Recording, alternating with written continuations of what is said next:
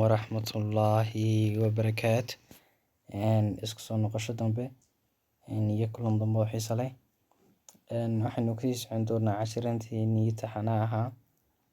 isagoo toddobaadkii inagu dambeeyay inagu joogi jiray mitochondria. Iminkana waxaan kasii qaadi doonaa mid ka mid ah one of the organelleska jirka ku dhex jira ama mataqaanaa small organelleska cytoplasmic organelleska baynu mid ka mid ah sii anba qaadi doonaa. Waxaynu sii anba qaadi doonaa maanta peroxisomes iyo wixii kale raacsan gadaal baan ka arki doonaa waqtigana gaarsiin insha Allah. Waayahay peroxisomes maxay tahay? Peroxisomes haddaynu isla eegno, peroxisomes waxa weeyaan waa just like wuxuu yahay macnaha lagu macnihiisa just like waa sida waste disposal system, macnaha waa si meel qashin lagu ururiyo kale. Bilmathalan maanta waxa iska jira dhulkeena dee mataqaanaa meelo qashinka loogu talagalay ama wixii qashin lagu ururiyo kadibna lagu daadiyo Soomaa. Marka weelal qashinka loogu talagalo facilitate gareeya jira waxaana sida ay kor la dhigan yahay lagu yiri of an industry product of the cell waa wax mataqaanaa waa warshada salka loogu talagalay in qashinka la isaga ururiyo kulii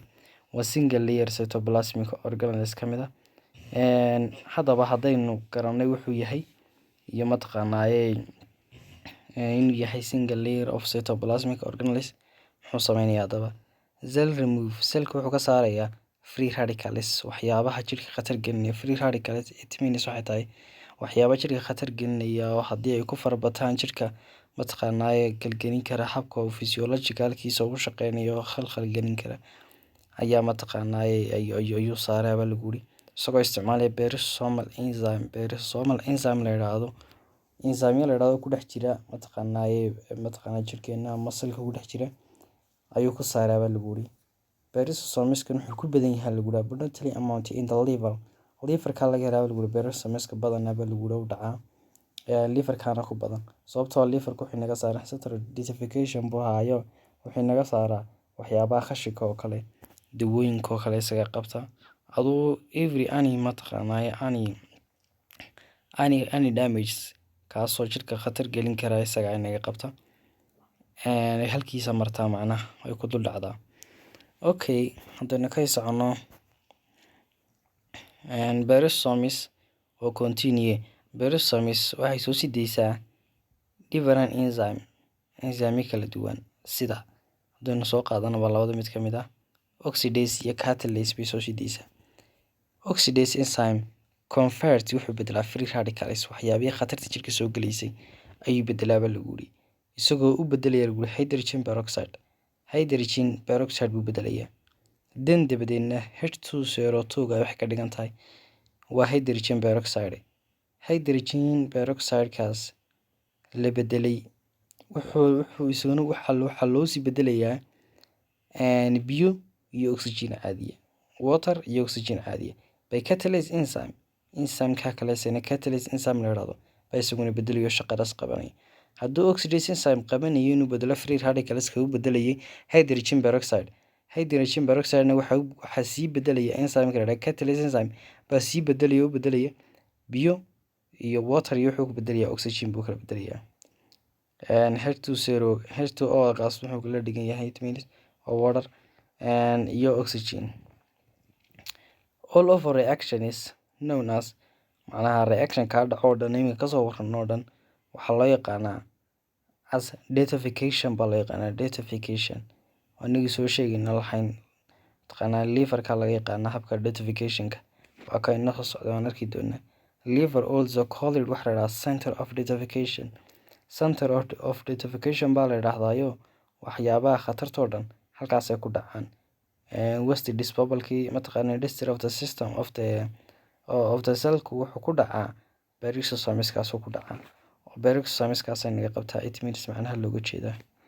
Marka halka waxay nooga cadeen mataqaanaa peroxisomes kan qabanayo waxyaabo aad muhiimsan markuu ku dhex jira salka waxyaabo khatar oo jirka soo galayna oo bedeli karo mataqaanaa Ilaahay nagu siiyay subhanahu wa ta'ala. Haddaan ka socono bal peroxisomes kan ka sheekayno isagoo diagram ah hadda bal aan isku dayno inaan aragno Peroxisomes ka wada aragtaa ma filaya waxyaabaha arbi noqonaya awada yar huruudka in loogu mataqaanaa in lagu calaamadeeyay waxyaabaha yar huruudka noqonayaan kuwana waxay qabanayaan shaqo aad iyo aad u muhiimsan wax kastoo shirka ku jira salka ku jiraana kulli mataqaanaa shaqadiisu qabtaa wax mataqaanaa bilaa faa'iido isaga jira uu yar yahay okay haddaynu ka soconno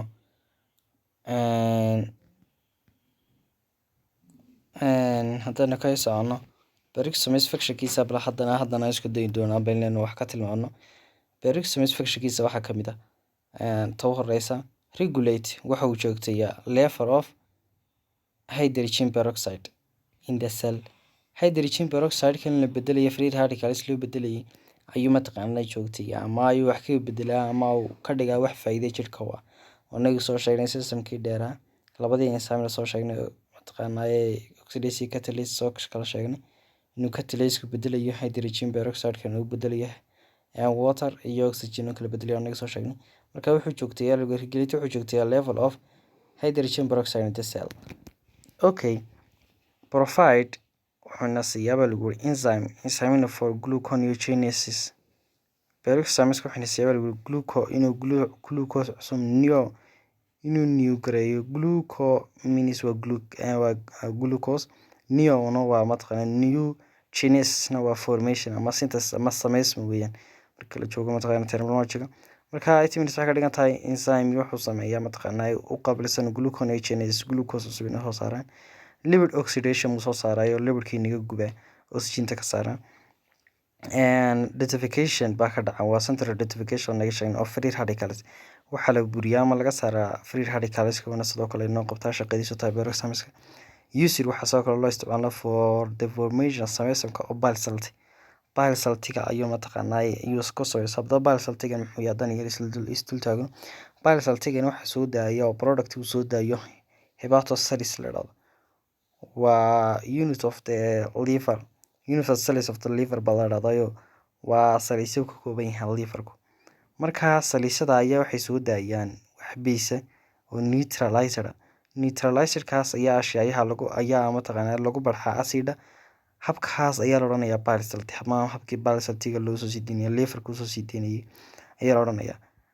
halkaan waxay naga yahay functionkii mataqaanaa peroxisomeska haddaynu halkaa mataqaanaa ka baxno peroxisomeskaas haddaynu shaqadiisa soo garanay wuxuu yahay faa'iidadiisa oo dhan haddaynu soo sii garanay haddana waxaan isla geli doonaa bal peroxisomeska naga soo dhamaaday waxaan geli doonaa cytoskeleton min geli doonaa cytoskeleton waa mid ka mid ah membrane bonuskii cytoplasmic organelleska inaguna jiray weeyaan waa mid ka mid ah non-membrane cytoplasmic organelleskii inagu jiray cytoplasmic organelleska haddaynu sii guda galno cytoskeleton is an elaborated waxa ku badan baa waxa weeyaan bal guri non-membrane bone network oo kii non-membrane bone ka ahaa ama ay mataqaanaa bilaa xayndaabka ahaa isaguna weeyaa cytoskeleton kani san hore buu soo sheegnay it acti waxa u dhaqmaa lagu yiri as a cell bone zalka lafaha macnaha waxa ka sameeyay cytoskeleton-kan selka lafaha it's active la yiri wuxuu u dhaqmaa cell bone selka lafaha muscleska iyo ligamentka marka cytoskeleton-kan halka waxa nooga muuqda inuu mataqaanaa caawiyo boneska lafaha inuu caawiyo muscleska inuu caawiyo ligamentka inuu caawiyo marka halka waxa nooga muuqda inuu yahay soo connective inuu yahay wax isku xiriirinaya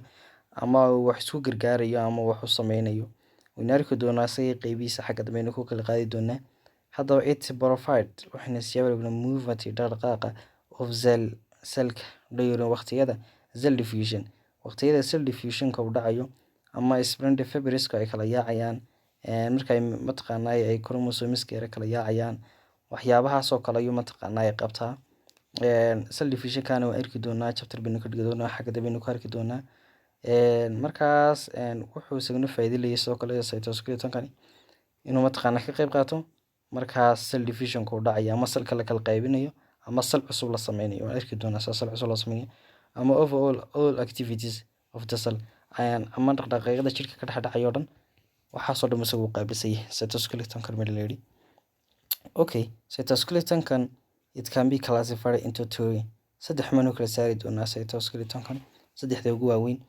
microfilament mid la yidhaahdo, intermediate filament mid la yidhaahdo, iyo macrotubule mid la yidhaahdo. Saddexdaas ayaa ugu waaweyn mataqaanaaye microfilament-ga aan u kala baxaa cytoskeleton-kani. Wayna arki doonaa mid kastaba isagoo anagoo isla taagi doona, mid kastaba sharxi doona wixiisa qabtay iyo faa'iidadiisa. Doona ka socono. Thank you for watching. Abdu maasatay kullee soo cusub si fiican u daawatay. Hadda ku cusubtay ku soo dhawo channelka. Hadda ku jirsatayna aad baad u maasantahay. Wassalaamu calaykum waraxmatullaahi wabarakaatuh.